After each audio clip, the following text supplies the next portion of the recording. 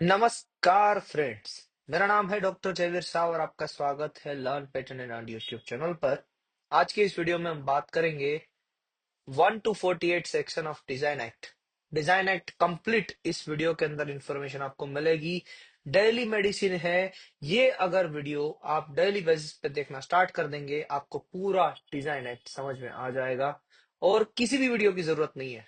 तो let's start the video. Section number 1 talks about title. Section number 2 talks about definition. Definition में आपको क्या definition पढ़नी है? इसमें आप डिजाइन की डेफिनेशन पढ़िए एंड आर्टिकल की डेफिनेशन पढ़िए। This two are the important definition. Design में फीचर्स क्या क्या होते हैं? Combination of lines, shape, pattern, colour, configuration, ornaments 2D and 3D में। डिजाइन किससे बनती है? मैकेनिकल एंड केमिकल कंबाइंड या सेपरेटली। डिजाइन को सोलली जज बाय आई किया जाना चाहिए। एंड क्या क्या डिजाइन में नहीं आ सकता है? मियर mechanical principle of construction, copyright and trademark नहीं आ सकता है। तो ये 2D को मैंने एक्सप्लेन किया। वैसे ही आर्टिकल की डेफिनेशन है वो पार्शियली आर्टिफिशियल होना चाहिए या फिर कंप्लीटली आर्टिफिशियल होना चाहिए and make and sold separately होना चाहिए, उससे आर्टिकल कहा जाता है। एक बार डेफिनेशन को रेफर कीजिएगा, आपको समझ में आ जाएगी। सेक्शन नंबर 3 कंट्रोलर के बारे में बात करते हैं। कंट्रोलर और बाकी के ऑफिसर्स को सेंट्रल गवर्नमेंट अपॉइंट करती है एंड कंट्रोलर डिनोवो कर सकते हैं यानी स्टार्टिंग फ्रॉम स्क्रैच करवा सकते हैं किसी भी एग्जामिनेशन के लिए किसी भी डिजाइन को। Section number 4 prohibition of registration of design. OPDS इसका शॉर्ट फॉर्म है। ओ यानी अगर आपकी डिजाइन ओरिजिनल नहीं है, old in themselves, new in application नहीं है, तो उससे रिजेक्ट किया जा सकता है। पी यानी आपकी जो डिजाइन है वो पहले से ही पब्लिश्ड है तो उसे रिजेक्ट किया जा सकता है। डी यानी आपकी डिजाइन अगर सिग्निफिकेंटली डिस्टिंग्विशेबल नहीं है तो भी उसे रिजेक्ट किया जा सकता है। एस यानी स्कैंडलियस मैटर है आपकी डिजाइन में तो भी उसे रिजेक्ट किया जा सकता है।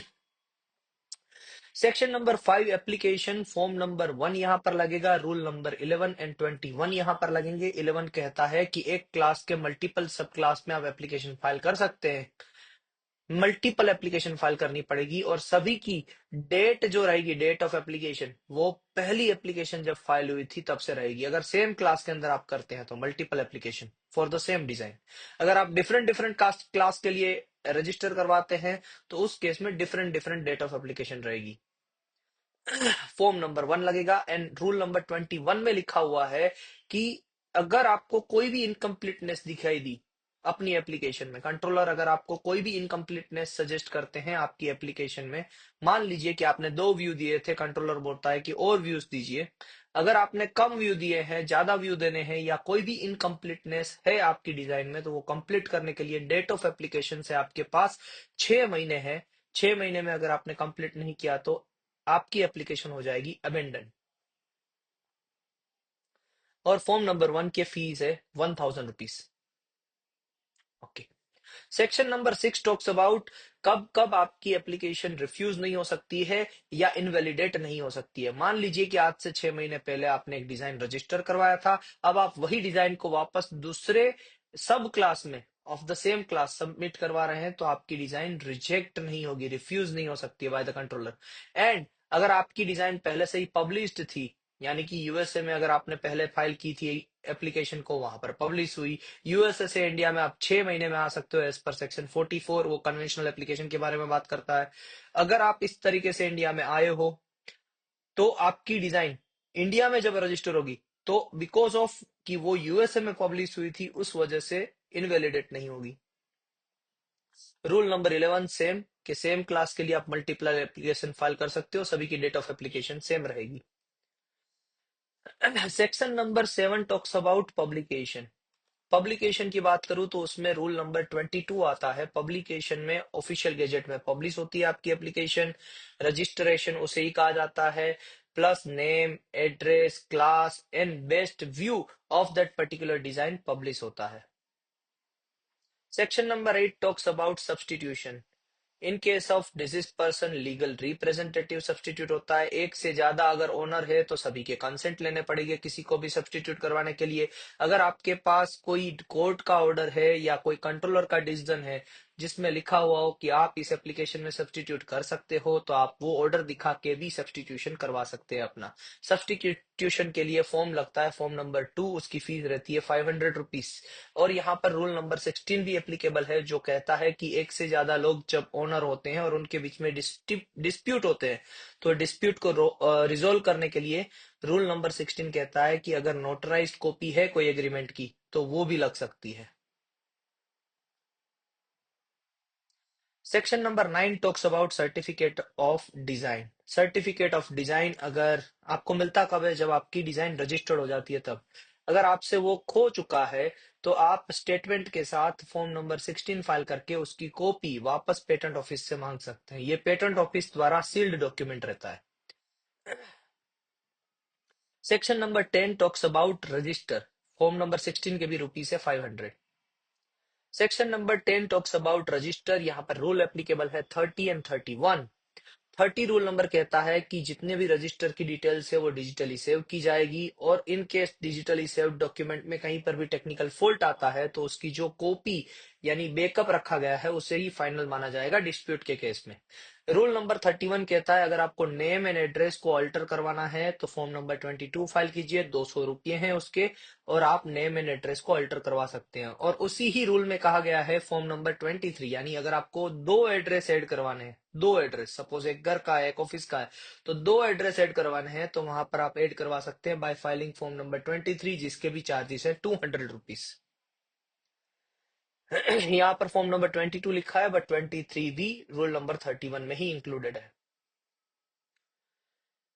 और एक फॉर्म होता है फॉर्म नंबर 24, जो अभी अभी रिसेंटली अमेंडमेंट में आया है, वो है, उसकी कोई फीस नहीं है, बट वो फॉर्म है किसके लिए? स्मॉल एंटिटी या एजुकेशनल इंस्टीट्यूशन को ऐड करवाने के लिए, मेंशन करने के लिए। Section number 11 talks about term of the design. Term कितनी रहती है? जब आप पहली बार डिजाइन को फाइल करते हैं तो उसकी टर्म रहती है 10 बरस के लिए, जिसको आप और एक्सटेंड करवा सकते हैं 10 बरस से पहले फॉर्म नंबर 3 फाइल करके, बाय मोर 5 इयर्स। तो टोटल मिला के 15 बरस का टर्म रहता है डिजाइन का। फॉर्म नंबर 3 के चार्जेस हैं 2000 रुपीज। रूल नंबर यहाँ पर 14 एप्लीकेबल है, और जब भी आप डिजाइन को रजिस्टर करवाते हैं तो उसकी डुप्लीकेट कॉपी देनी पड़ती है, यानी 2 कॉपीज देनी पड़ती है, वो मेंशन करता है rule number 14। Section number 12 talks about restoration. अगर आपने 10 बरस के अंदर अंदर फॉर्म नंबर 3 फाइल नहीं किया, तो आपकी डिजाइन हो जाती है लैप्स, और उस लैप्स डिजाइन को अगर रिस्टोर करवाना है, तो आप फॉर्म नंबर 4 फाइल करेंगे। फॉर्म नंबर 4 है request for restoration of lapse patent, lapse design. Form number 4 के चार्जेस है 1000 रुपीज, और इससे रिलेटेड रूल है 24 एंड 25, जिसको हम सेक्शन नंबर 13 में डिस्कस करेंगे। और ये विद इन 1 ईयर फाइल करना होता है, यानी 10th ईयर पे अगर आपकी डिजाइन लैप्स हो गई, तो 11th ईयर में आपको फाइल करना पड़ेगा। With in 1 year from lapse of design file करना होता है फॉर्म नंबर 4। आते हैं सेक्शन नंबर 13 में। 13 कहता है प्रोसेस ऑफ द रिस्टोरेशन। यहाँ पर रूल नंबर एप्लीकेबल है 24 एंड 25। मान लीजिए कि फॉर्म नंबर 4 फाइल किया आपने, 10th बरस से पहले पहले फॉर्म नंबर 3 फाइल नहीं किया था, इस वजह से आपको रिस्टोर करना पड़ा। फॉर्म नंबर 4 फाइल किया, और कंट्रोलर मना कर देते हैं आपको कि नहीं, आपका रिस्टोरेशन नहीं हो सकता है, तो with in 1 month from such decision आप हियरिंग के लिए रिक्वेस्ट कर सकते हैं। और अगर कंट्रोलर ने मान लिया कि भाई हाँ ओके चलो आपका रिस्टोरेशन करने दिया जाए, तो वो दो रीजंस देखेंगे कि अनइंटेंशनल है कि नहीं है, अनड्यू डिले है कि नहीं है। अगर ये दो रीजन से सेटिस्फाइड हो गए और उन्होंने रिस्टोरेशन करने की परमिशन दे दी, तो जैसे ही वो परमिशन देते हैं उसके विद इन 1 मंथ में आपको फॉर्म नंबर 3 यानी एक्सटेंशन की fees plus additional fees 1000 rupees आपको फाइल करनी पड़ेगी। एंड इसके बाद जब आप फाइल करेंगे ये additional fees and form number 3, उसके बाद आपके रिस्टोरेशन का पब्लिकेशन होगा। अब आते हैं सेक्शन नंबर 14 में।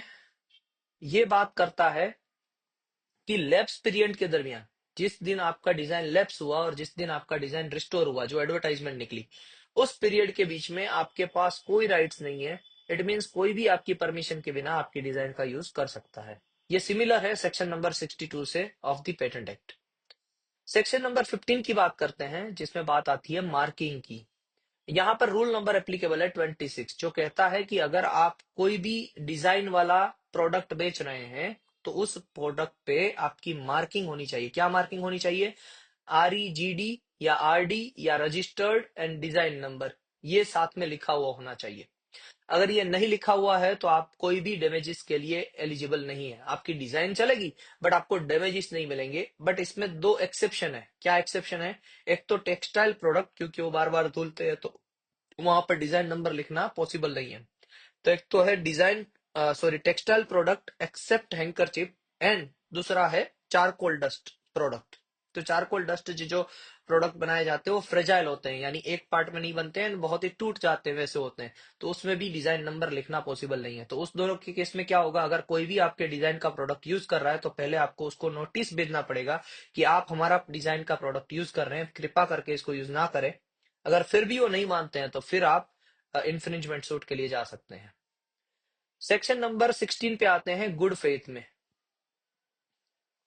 गुड फेथ यानी मान लीजिए कि आप एक डिजाइनर है और मैं एक टेलर हूं, मेरे पास बहुत बड़ी वर्कशॉप है टेलर की। आप मेरे पास आए एक डिजाइन लेके कि जयवीर भाई, क्या ये डिजाइन कॉमर्शियली वर्कआउट कर पाएगी? तो मैंने क्या किया कि वो जो आपकी डिजाइन थी वो पब्लिश कर दी अपनी वेबसाइट पे, और फिर आप रजिस्टर करवाने गए डिजाइन को। मगर आपने गुड फेथ में मुझे बात बताई थी, क्योंकि आपका बिजनेस डेवलप हो सके उस फेथ में। तो अगर मैंने पब्लिश भी कर दी ना, अगर आपने मुझे गुड फेथ में बताई थी वो बात, तो उस वजह से वो एंटीसिपेट नहीं करेगा, यानी आपकी डिजाइन को पब्लिश करने दिया जाएगा, आपकी डिजाइन को रजिस्टर करने दिया जाएगा, अगर आपने बात गुड फेथ में कही है तो। अगर मैंने पब्लिश भी कर दी तो भी वो एंटिसिपेट नहीं करेगी। बट हाँ, यहां पर ये ख्याल रखना है कि आपकी डिजाइन में नॉवेल फीचर तो होना चाहिए, यानी वो ओरिजिनल तो होनी चाहिए, उसमें कुछ यूनिकनेस तो होनी चाहिए। ऐसा ना हो कि गुड फेथ में कोई बात बता दी और पता चला कि वो डिजाइन ही एकदम कॉमन है।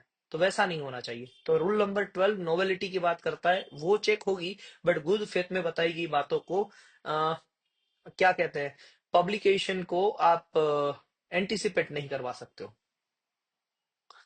नेक्स्ट सेक्शन है सेक्शन नंबर 17। सिंपल सी बात है, यहाँ पर रजिस्टर ओपन करने के लिए फॉर्म नंबर 5 लगेगा, जिसके 500 रुपीज है। एंड रजिस्टर में से अगर आप सर्टिफाइड कॉपीज चाहते हैं किसी भी डिजाइन को, तो उसके लिए आपको फॉर्म नंबर 16 फाइल करना पड़ेगा, जिसके भी 500 रुपीज है।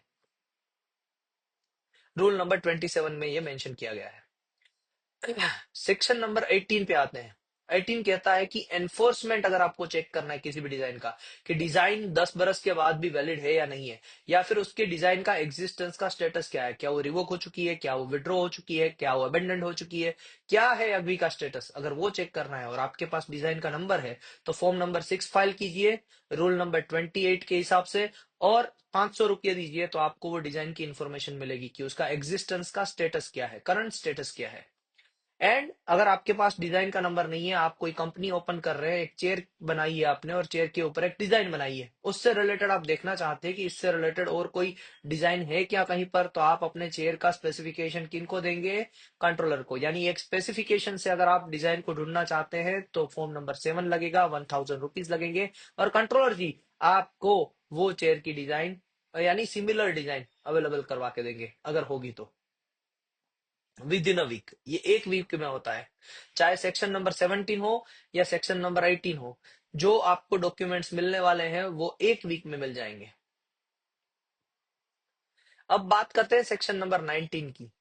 मान लीजिए कि जो कोई भी डिजाइन रजिस्टर है, आपको पता है कि वो डिजाइन जब फाइल हुई थी उससे पहले भी वो डिजाइन कहीं और पे पब्लिश हो चुकी है, यानी उसके जैसी डिजाइन कहीं और पे पब्लिश हो चुकी है, चाहे वो रिसर्च पेपर में हो, चाहे वो न्यूज आर्टिकल में हो, चाहे वो पूरी दुनिया में कहीं पर भी पब्लिश हुई हो, चाहे वो सेक्शन नंबर 2D से 4 जो अपने डिटेल्स है ना कि डिजाइन में क्या क्या नहीं आ सकता है, copyright, trademark, principle of construction में हो, या फिर मियर मैकेनिकल डिवाइस हो, या फिर सेक्शन नंबर 4 के सारे जो टास्क है, OPDS, ओरिजिनल ना हो, पब्लिकेशन हो चुकी हो पहले से, डिस्टिंग्विश ना हो, या फिर स्कैंडलियस मैटर हो उस डिजाइन में। अगर आपको लगता है कि ये ग्राउंड में से कोई भी ग्राउंड दूसरे की डिजाइन में है और उसको आप कैंसिल करवाना चाहते हो, तो रूल नंबर 29 कहता है कि आपको फॉर्म नंबर 8 यानी पिटीशन फाइल करनी पड़ेगी। फॉर्म नंबर 8 है पिटीशन, और उसके चार्जेस हैं 1500 रुपये। तो फॉर्म नंबर 8 फाइल करके ये एविडेंसेस देके आप एज पर रूल नंबर 29 क्या कर सकते हैं? कैंसिल करवा सकते हैं किसी भी डिजाइन को। रूल नंबर 29 की प्रोसीजर भी बहुत सिंपल है। पिटीशन जो फाइल करता है ना उसे पिटिशनर कहा जाता है। तो पिटीशन पहले फाइल करता है, फॉर्म नंबर 8 फाइल करके पिटिशनर पिटिशनर का काउंटर स्टेटमेंट देते हैं applicant within 3 months, and counter statement को भी रिप्लाई करता है petitioner by 3 months, and then hearing होती है बाय कंट्रोलर, एंड लास्ट में डिसीजन दिया जाता है और डिसीजन को पब्लिश भी करवाया जाता है। अगर समझ में नहीं आ रही है बात तो कमेंट सेक्शन में लिखिए, मैं 29 का वीडियोस आपके लिए सेपरेटली बना दूंगा। सेक्शन नंबर 20 की बात करें तो वहां पर कहा गया है, ऐसे ही पेटेंट में भी क्या कहा गया था और डिजाइन में भी क्या गया है कि गवर्नमेंट को भी एक नेचुरल पर्सन के तौर पे मानना है। गवर्नमेंट भी अगर आपके डिजाइन का यूज विदाउट योर कंसेंट करती है तो उस केस में गवर्नमेंट को भी इंफ्रिंजमेंट किया जा सकता है। बट हाँ, यहाँ पर और एक लाइन ऐड की गई है कि पेटेंट में जैसे प्रिविलेज थे ना सेक्शन नंबर 99 से 103 में, वही सारे प्रिविलेजेस आपको डिजाइन एक्ट में भी देने पड़ेंगे। यानी गवर्नमेंट उसका यूज कर सकती है, एक्वायर कर सकती है और आप उसे कुछ भी नहीं कह सकते हैं, बट हाँ जब भी यूज करेगी तो सोल्यूशन प्रोवाइड करेगी। सेक्शन नंबर 21 कहता है कि अगर आप अपनी डिजाइन को एग्जीबिशन में पब्लिश करना चाहते हैं तो एग्जीबिशन जब भी हो रहा है वो ऑफिशियल गेजेट में होना चाहिए, इंडियन ऑफिशियल गेजेट। एंड वो एग्जीबिशन हो रहा है उससे पहले आपको नोटिस देनी पड़ेगी फॉर्म नंबर 9 फाइल करके, जिसकी फीस है 500 रुपीज। और 6 महीने के अंदर अंदर जब आप एग्जीबिशन में पब्लिश करते हैं उसके 6 महीने के अंदर अंदर आपको डिजाइन को रजिस्टर करना पड़ेगा।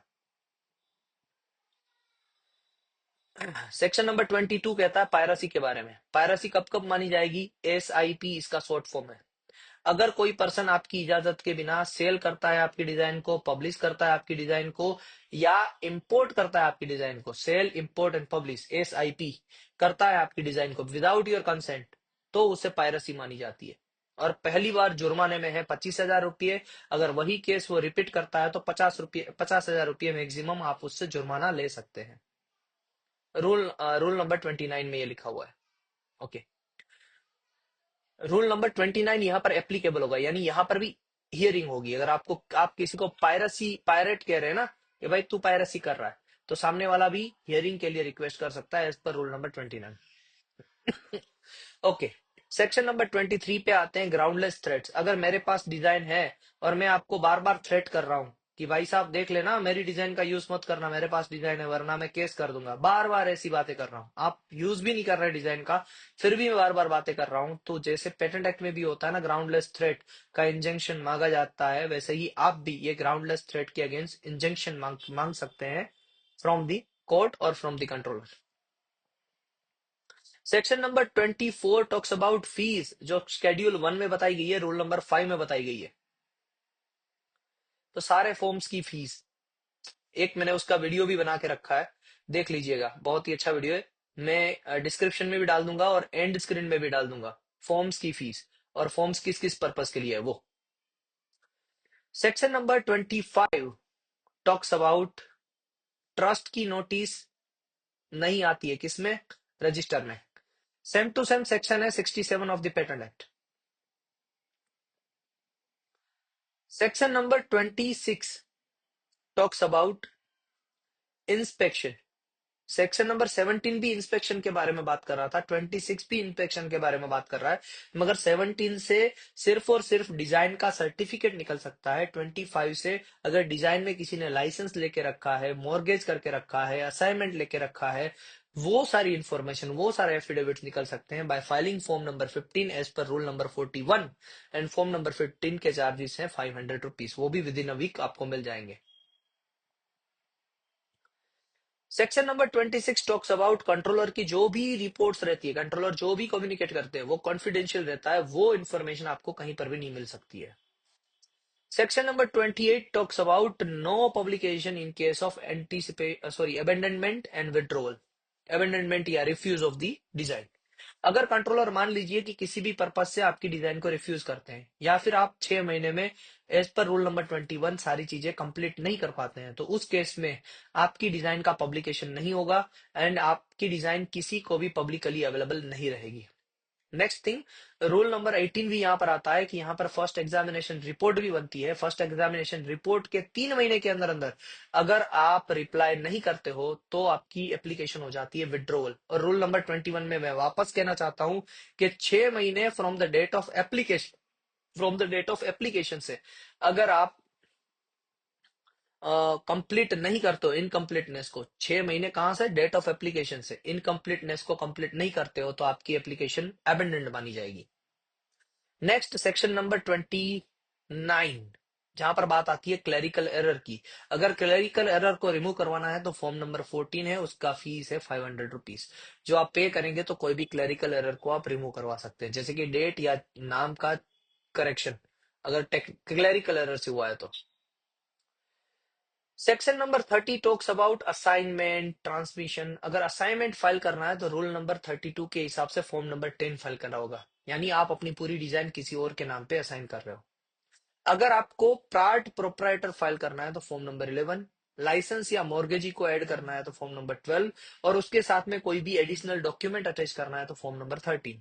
ये 10 से लेके 13 तक की एप्लीकेशन की फीस है। अगर पहली एप्लीकेशन है, एक ही एप्लीकेशन है तो 500 रुपये, और एक से ज्यादा आर्टिकल में आपने उसको फाइल किया है तो फर्दर एप्लीकेशन से, यानी पहली एप्लीकेशन के 500 रुपये, बाकी सभी एप्लीकेशन के 200 रुपये। फॉर्म नंबर 10 के भी वही रहेंगे, 500 200, 11 12 13 के भी 500 200 500 200 500 200। Section number 31 talks about rectification.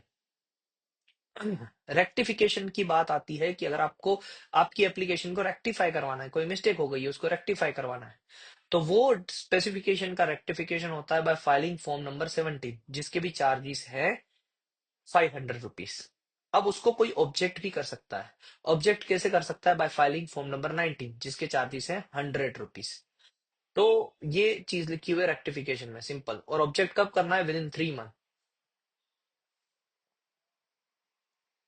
अब बात करते हैं सेक्शन नंबर 32 की, जहां पर कंट्रोलर के पास पावर है कोर्ट के तौर पे। जैसे पेटेंट एक्ट में था सेक्शन नंबर 77, वैसे ही यहां पर है 32, कंट्रोलर के पास कोर्ट की तरह पावर है। वही बात लिखी हुई है, समन्स दे सकते हैं, किसी को बुला सकते हैं, वही बात। Section number 33 talks about hearing. अगर कंट्रोलर आपकी एप्लीकेशन पे कोई भी एडवर्स इफेक्ट लेना चाहेगा तो पहले वो हियरिंग करेगा, उसके बाद ही आपकी एप्लीकेशन पे एडवर्स इफेक्ट देगा। सेक्शन नंबर 34 की बात करते हैं, यहां पर रूल नंबर है 44 हियरिंग के लिए। फॉर्म नंबर है 20। अगर आप हियरिंग में आप अपने आप को सुनवाना चाहते हो, हियरिंग अटेम्प्ट करना चाहते हो, तो फॉर्म नंबर 20 फाइल कीजिए। रुपीज है इसके, फॉर्म नंबर 20 के 500 रुपीज। और उसी के बेसिस पे आप हियरिंग अटेम्प्ट कर सकते हो। सेक्शन नंबर 34 में बात की जाती है, अगर कंट्रोलर कंफ्यूज है कि इस डिजाइन को किस सेक्शन में डाला जाए, तो वो सेंट्रल गवर्नमेंट से हेल्प भी ले सकता है लेटेस्ट टेक्नोलॉजी के लिए। सेक्शन नंबर 35 कहता है कि अगर कोई भी डिजाइन पब्लिक इंटरेस्ट के अगेंस्ट में है या पब्लिक मोरल एथिक्स के अगेंस्ट में है, तो इस डिजाइन को रजिस्टर नहीं करने दिया जाएगा, रिफ्यूज भी किया जा सकता है, एज पर सेक्शन 35। सेक्शन 36 कहता है, हाई कोर्ट। अगर कंट्रोलर के डिसीजन से आप सहमत नहीं है तो कंट्रोलर का जब भी डिसीजन आए उसके 3 महीने में आप हाई कोर्ट में जा सकते हो। और उस वो 3 महीने में जो आप डॉक्यूमेंट ऑक्यूपाई करते हो ना कंट्रोलर से, वो टाइम नहीं गिना जाएगा। रूल नंबर 44 यहां पर एप्लीकेबल रहेगा। Section number 37 talks about evidence. Evidence तीन तरीके से लिए जाते हैं, ओरली, एफिडेविट से, या क्रॉस एग्जामिनेशन से। वही same to same 79 of the patent act. Section number 38 talks about controller द्वारा सर्टिफिकेट पे, जो कंट्रोलर से सर्टिफाइड कॉपीज अगर आपको चाहिए तो वो फॉर्म नंबर 15 फाइल करके मिलेगी, जिसके 500 रुपीज चार्जेस है। और अगर आपको हाई पेटेंट ऑफिस के द्वारा सील्ड डॉक्यूमेंट चाहिए तो as per section 39 form number 16 file करके आपको मिलेंगे, जिसके भी चार्जेस 500 रुपीज है। Section number 40 talks about post, यानी आप जो भी कम्युनिकेशन करेंगे कंट्रोलर को या पेटेंट ऑफिस को, वो बाया पोस्ट करेंगे, कुरियर नहीं चलेगा। 41 talks about infant and lunatic. अगर कोई छोटा बच्चा है जो एडल्ट नहीं है और उसके नाम पे कोई एप्लीकेशन ग्रांट है, तो उनके लीगल गार्डियन या फिर कोर्ट के द्वारा जो ऑथोराइज पर्सन होते हैं, वो उनके बिहाफ पे एक्शंस लेंगे इन case of any infringement suit और रिवोकेशन प्रोसीडिंग्स। 42 restrictive conditions. मान लीजिए कि मेरी एक डिजाइन है पेटेंट में भी यही सारे फॉर्मूलाज है, डिजाइन में भी यही है। पेटेंट एक्ट का 140 सेक्शन है और ये डिजाइन एक्ट का 42 है, सेम टू सेम। अगर मेरी कोई डिजाइन है और आप मेरी डिजाइन में लाइसेंस लेना चाहते हैं, तो मैं कहता हूं कि मेरी डिजाइन तो आपको लेनी है, तो आपको मैं बाकी के भी मेरे जो डिजाइन नहीं है वो वाले भी पार्ट्स आपको परचेस करने पड़ेंगे। तो ये रिस्ट्रिक्टिव कंडीशन नहीं डाल सकता हूँ ऐसी कंडीशन। मैं ऐसा भी नहीं कह सकता हूँ आपको कि आप एक सेपरेट कॉन्ट्रैक्ट बना के उसके अंदर मैं जो वेंडर बता रहा हूं उसी से पार्ट्स परचेज करेंगे, नहीं कह सकता हूं। मैं ऐसा भी नहीं कह सकता हूं कि आप लाइसेंसी बन जाए तो आप किसी पे ये रिस्ट्रिक्टिव कंडीशन डाल सकते हैं, आप भी नहीं डाल सकते हैं। और अगर आपने डाली ऐसी कंडीशन और मैं वहां पर पार्टी नहीं हूं, यानी मुझे पता ही नहीं है कि आपने किसी और पे डाल दी ये कंडीशन, तो आप और वो दोनों मेरे लिए इन्फ्रिंजमेंट कर रहे हो, यानी मैं आप पे केस कर सकता हूं और वो पर्सन पे भी जो आपसे ऐसी रिस्ट्रिक्टिव कंडीशन के साथ चीजों को ले रहा है, without my information, without my consent. Okay. फिर बात आती है कि अगर आपका डिजाइन एक्ट से पहले ऐसा कोई कॉन्ट्रैक्ट बना था तो वो 1 बरस के लिए वैलिड रहेगा। यानी 2000 से पहले, डिजाइन एक्ट आया 2000 में, उससे पहले ऐसा कोई कॉन्ट्रैक्ट था कि भाई मेरे पास से ही आपको चीजें लेनी है, तो फिर वो डिजाइन एक्ट आने के बाद 1 बरस तक, यानी 2001 तक वैलिड था, उसके बाद में वैलिड नहीं रहेगा। एंड आप है ना रिपेयर पार्ट्स के लिए, हाँ अगर मेरी डिजाइन है तो मैं रिपेयर पार्ट्स के लिए आपको ये कंडीशन डाल सकता हूँ कि आपको रिपेयर पार्ट्स सिर्फ मुझसे ही लेने पड़ेंगे। ये एक क्या कहते हैं कि ये एक रिलैक्सेशन है दोनों केस में, पेटेंट वाले केस में भी, यहां पर भी 140 सेक्शन ऑफ पेटेंट एक्ट में भी, और 42 section of the design act में भी। ये सेम टू सेम कंडीशंस है। मैंने जितनी भी बोली ना कंडीशन, उसको 2-3 बार सुन लेना, यही सारी कंडीशंस एप्लीकेबल रहेगी वहां पर। 43, 43 सेक्शन कहता है कि पेटेंट एजेंट या फिर एडवोकेट आपके बिहाफ पे आपकी प्रोसीडिंग्स में जा सकते हैं। 44 कन्वेंशनल एप्लीकेशन की बात हो रही है, और 43 में ऑथोराइज करना है पेटेंट एजेंट को, तो फॉर्म नंबर 21 है जिसका कोई रुपीस नहीं है, कोई चार्जेस नहीं है। 44 में बात आती है कन्वेंशनल एप्लीकेशन की। कन्वेंशनल एप्लीकेशन यानी पहली एप्लीकेशन यूएस में फाइल हुई है, तो वहां से आप 6 महीने में इंडिया में फाइल कर सकते हो एप्लीकेशन, उसे कन्वेंशनल एप्लीकेशन कहा जाएगा। मगर वो तभी कर सकते हो जब यूएस वाले भी इंडिया में जो एप्लीकेशन फाइल हुई है उसको 6 महीने में यूएस में फाइल करने की परमिशन दे, यानी रेसिप्रोसिटी हो, तभी जाके आप ये चीज फाइल कर सकते हो। 45, इसमें फॉर्म नंबर 18 आता है। फॉर्म नंबर 18 है प्रायोरिटी डॉक्यूमेंट सबमिट करने के लिए, कि आपने इंडिया में फाइल की एप्लीकेशन विद इन 6 मंथ, फिर आपको कोई भी प्रायोरिटी डॉक्यूमेंट सबमिट करना है तो 3 महीने आपके पास है जिसमें आप प्रायोरिटी डॉक्यूमेंट सबमिट कर सकते हो with filing form number 18, having a charge of ₹200 per month. Okay. फिर आता है सेक्शन नंबर 45 जो बात करता है पार्लियामेंट के बारे में, कि जो भी डिजाइन की ये रहेगी पूरी पेटेंट की होती है, वैसे तो इंटेलेक्चुअल प्रॉपर्टी की जितनी भी जो रिपोर्ट बनाते हैं कंट्रोलर, वो दोनों पार्लियामेंट्री हाउसेस के सामने रिप्रेजेंट होती है एंड 30 डेज के बीच में होती है। वही बात की गई है 45 में। 46 बात करता है कि central government, sorry, security of India के बारे में। अगर आपकी डिजाइन सिक्योरिटी ऑफ इंडिया से कंसर्न करती है तो आपकी डिजाइन को रिवोक करवाया जा सकता है और उसकी पब्लिकेशन भी हटवाई जा सकती है। 47 बात करता है सेंट्रल गवर्नमेंट रूल्स बना सकता है, इसके लिए डिजाइन के रूल्स को अमेंड करवा सकता है। जैसे वैसे भी होता है, पेटेंट एक्ट में भी यही है कि एक्ट कौन अमेंड करता है, पार्लियामेंट। रूल्स कौन अमेंड करता है, central government. And section number 48 बात करता है रिपील के बारे में। रिपील यानी अगर एक्ट में से दूसरे एक्ट में हम जा रहे हैं, 2011 में से 2012 में जा रहे हैं, या कोई भी रूल्स जब अमेंड होते हैं, तो उस केस में पुराने वाली एप्लीकेशन से वो पुराने रूल्स से चलेगी, नई वाली एप्लीकेशन नए रूल्स से चलेगी, और इन बिटवीन यानी पेंडिंग जो एप्लीकेशन है वो भी नए रूल्स से ही चलेगी। ये बात कही गई है सेक्शन नंबर 48 में, एक बार पढ़ लीजिएगा। और अगर आपको अभी भी आपने प्रिपरेशन नहीं की है स्टार्ट, और ये सारी चीजें आपको थोड़ी सी डिफिकल्ट लग रही है, अगर आपने प्रिपरेशन कर दी है तो स्मूथ ही लगेगी, अगर आपको थोड़ी सी भी डिफिकल्ट लग रही है तो मुझे कांटेक्ट करना मत भूलिए। मेरा कांटेक्ट नंबर नीचे अवेलेबल है 9426141944। आपके लिए 5 दिन में भी प्रिपरेशन हो सकती है, ऐसा मटेरियल प्रिपेयर हो चुका है। तो वाई टू वेट, ट्राई कीजिए, हो जाएगा। आपकी एग्जामिनेशन क्लियर करनी है तो हो सकती है, बट आप चाहते हैं क्या क्लियर करना, ये पहले सोच लीजिए। चाहते हैं पर डे 4 घंटे दे सकते हैं बस, तो 5 दिन पहले भी अगर आपने अप्लाई किया है, यानी आपने ये वीडियो देखा है, 5 दिन पहले भी अगर आप अप्लाई करना चाहते हो, पेटेंट एग्जामिनेशन को क्लियर करना चाहते हो, इट इज पॉसिबल। बट उसके लिए मेरी गाइडलाइन फॉलो करनी पड़ेगी। कुछ ना करने से तो अच्छा है कुछ करके देखो, आपका काम हो सकता है। अभी भी चांसेस है, 5 से 6 घंटे पर डे बैठ जाइए 5 दिनों के लिए। ये एग्जामिनेशन कोई बड़ी बात नहीं है, क्वालिफाइंग एग्जामिनेशन है, हो ही सकती है clear. Have a nice day and जय हिंद।